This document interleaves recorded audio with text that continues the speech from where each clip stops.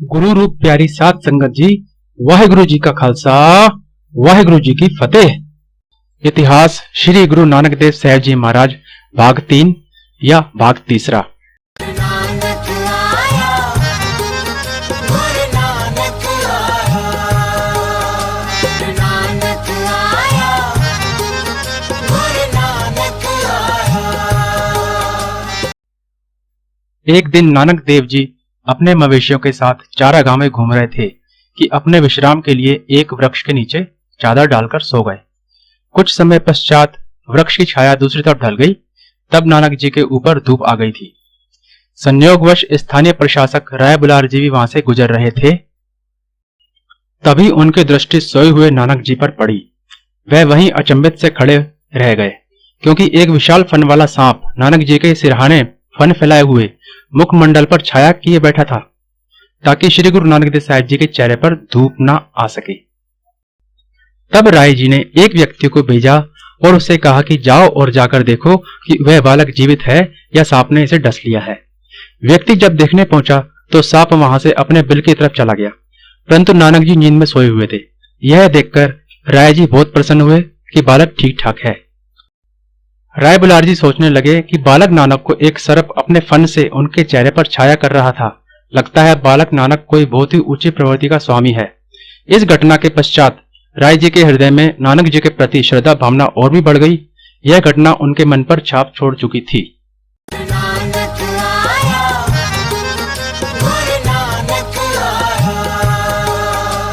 नानक आया, गुरु नानक आया। एक दिन नानक जी को पिताजी ने कहा, तुम अपने मवेशियों को चारागाह में ले जाना छोड़कर अपने खेतों की स्वयं देखभाल करो, क्योंकि पट्टे पर तो आधा लाभ ही रह जाता है। अब मैं तुम्हारी शादी कर देना चाहता हूं, अतः तुम्हें भी खेतों का काम हाथ में लेना होगा, जिससे तेरा उदास मन घर गृहस्थी से बहल जाएगा। तुझे वनों में भटकने की कोई आवश्यकता नहीं है।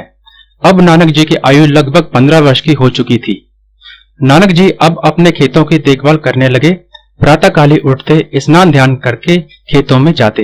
वहीं पर खेतीहर श्रमिकों से मिलकर खेतों में हल जोतते, खाद गोडाई आदि कार्यों में जुट जाते, जिससे इस बार फसल बहुत अच्छी हुई। जब मेहता कालू जी ने लहलहाती फसल देखी तो अति प्रसन्न हुए।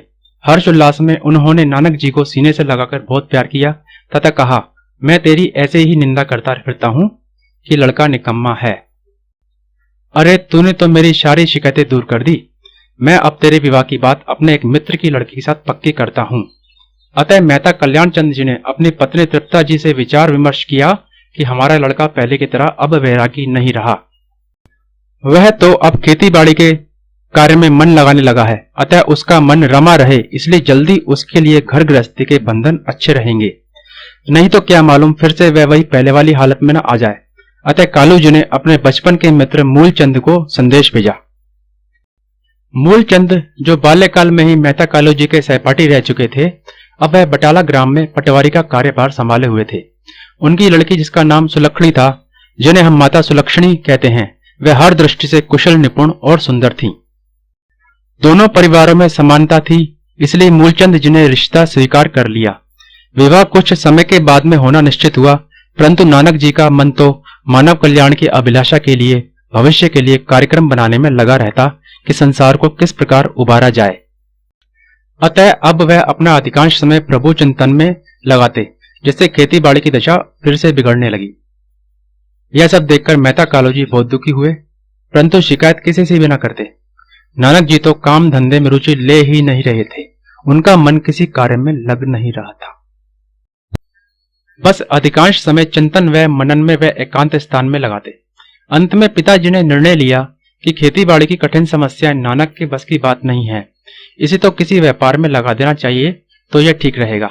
यह सोचकर उन्होंने नानक जी से कहा, मैं तो चाहता था कि तुम आत्मनिर्भर बनो, ताकि तेरा विवाह भी किया जा सके, क्योंकि तेरी सगाई हुए 2 वर्ष हो चुके हैं। इस प्रकार समझा बुझाकर पिताजी ने नानक जी को व्यापार के लिए राजी कर लिया तथा उनको पंसारी की एक दुकान तलवंडी में चलाने के लिए तैयार कर लिया। वास्तव में नानक जी भी यही चाहते थे कि वे स्वयं उपजीविका हेतु अपने हाथों से परिश्रम करें तथा स्वावलंबी बने। अतः उन्होंने एक दुकानदारी प्रारंभ कर दी। कुछ ही दिनों में नानक जी के स्नेह व पूर्ण व्यवहार से दुकान चल निकली, जिससे नानक जी व्यस्त रहने लगे। नानक आया, गुरु नानक आया, नानक आया, गुरु नानक आया। समय व्यतीत होने लगा।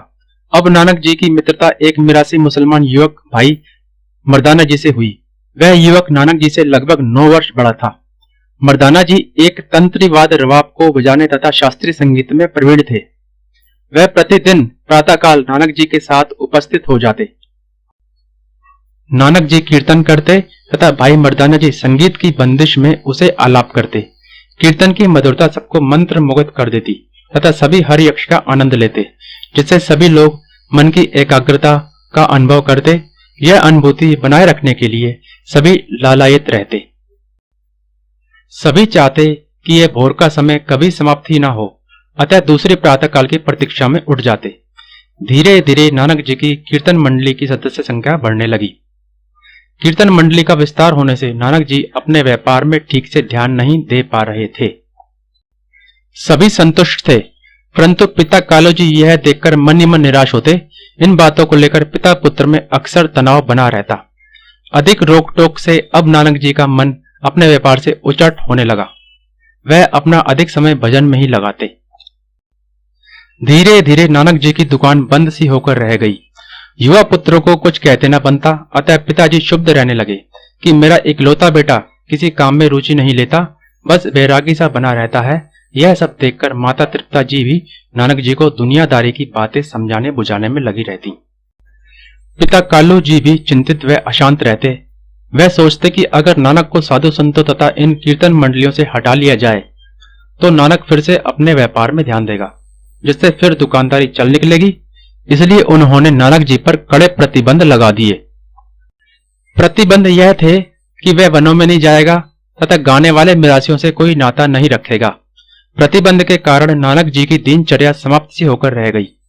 उनके इस एकांतवास अवस्था की पूरी तलवंडी में चर्चा होने लगी कि नानक जी ना कुछ खाते हैं और ना ही किसी से बात करते हैं, बस बिस्तर पकड़े हुए हैं। जैसे जैसे यह समाचार आस पड़ोस में फैलने लगा, लोग नानक जी को देखने के लिए आने लगे, परंतु नानक जी किसी से बात ना करते, केवल शांत अडोल अवस्था में पड़े रहते। वैद्य को बुलवाया गया, परंतु उसने कहा कि यह तो बिल्कुल स्वस्थ हैं। वैद्य ने नानक जी से पूछा, परंतु तुमने शरीर की यह क्या दशा बना रखी है? वास्तव में बात क्या है? तुम किसी से नहीं कह सकते हो तो क्या हुआ? मैं एक वैद्य हूं, मुझसे क्या छिपाना?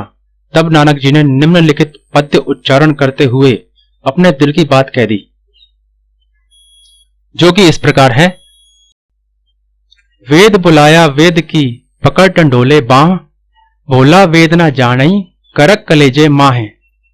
वेदा वेद सुवेद तू पहला रोग पछाण, ऐसा दारू लोड़ लह जित वंजे रोगा काण। यह राग मलार में अंग 1279 पर श्री गुरु ग्रंथ साहिब जी की वाणी में दर्ज है। अर्थ है, वैद्य ने मेरी बाजू पकड़कर मेरी नाड़ी का परीक्षण किया है, परंतु यह भोला वैद्य नहीं जानता कि व्याधि कहाँ है। मुझे कोई शारीरिक दुख नहीं है, मुझे तो हृदय की पीड़ा सता रही है, क्योंकि मुझे हरि कीर्तन से तोड़ दिया गया है। मुझे हरि यश की प्यास है जो तृप्त नहीं होती।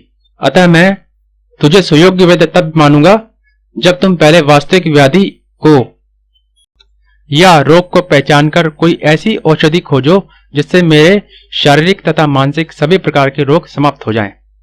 तब वैद्य ने पिता कालू जी को संबोधन होकर कहा, तुम्हारे लड़के को शारीरिक रोग तो कोई है ही नहीं, अतः मैं इसका क्या उपचार करूं? इसको तो मानसिक रोग है, जिसका एकमात्र उपचार यह है कि इनको खुश रखो। जैसा चाहता है वैसा करने दो, नहीं तो लड़का खो बैठोगे। तब पिताजी ने गंभीरता से विचार किया। उधर नानक जी की बीमारी की सूचना राय बुलार जी को मिल चुकी थी। वह स्वयं नानक जी को देखने के लिए आए। जब उन्हें यह ज्ञात हुआ कि वैद्य या हकीम ने केवल प्रसन्नचित्त रहने का ही सुझाव दिया है, क्योंकि उन्हें कोई शारीरिक रोग दिखाई नहीं दिया, तब वह कालू जी पर बहुत नाराज हुए कि तुम स्वयं ही इन परिस्थितियों के लिए उत्तरदायी हो। तुम्हें तो धन चाहिए, लड़के की खुशी नहीं। मैंने पहले भी तुझे कई बार कहा है कि तुझे जितना धन चाहिए मुझसे ले लो, किंतु नानक जी से कुछ ना कहो और ना उनके किसी कार्य में बाधा डालो। परंतु तुम मेरी सुनते कब हो? नानक जो करता है उसे करने दो, हरियश गाना कोई बुरी बात नहीं है। यह कहकर राय बुलार जी वापस चले गए। वीडियो अच्छा लगा हो तो उसे सब्सक्राइब जरूर करें और वीडियो को शेयर करें। आगे का इतिहास भाग 4 में जारी रहेगा। वाहिगुरु जी का खालसा, वाहिगुरु जी की फतेह। वाहिगुरु।